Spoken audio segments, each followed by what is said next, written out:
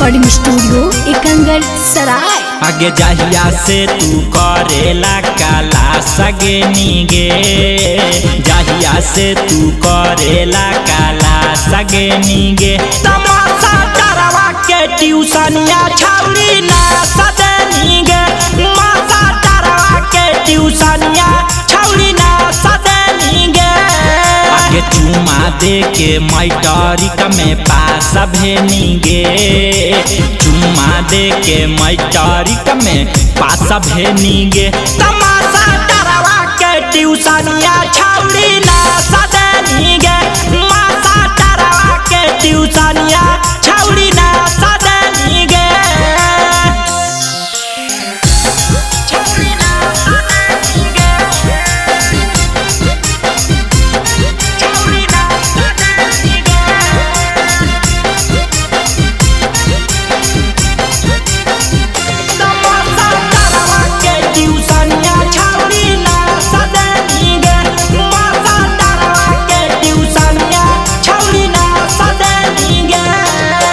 Tuition के छौरन के कैनी आवारा देखाई के अपन दुनु गुबारा। एको रुपया तू फीसो न देही, फ्री में जाके छौरी पढ़ा लेही।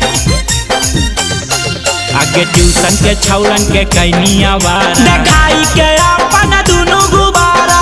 एको रुपया तू फीसो न देही, फ्री में जाके छौरी पढ़ा लेही।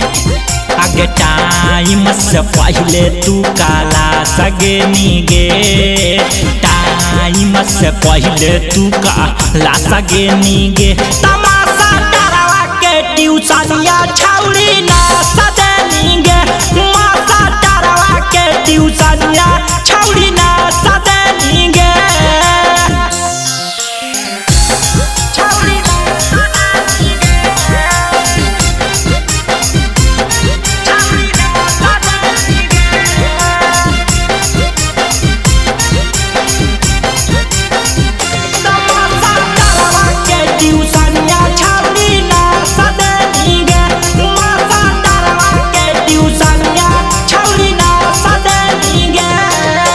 राजा रौशनवा से ओठ चुसावैनी, ऑफिस में जाके तू माल घोटावैनी। डीजे कुंदनवा के धरी के पांजा लेनी गे छौरी तू मन भर माजा।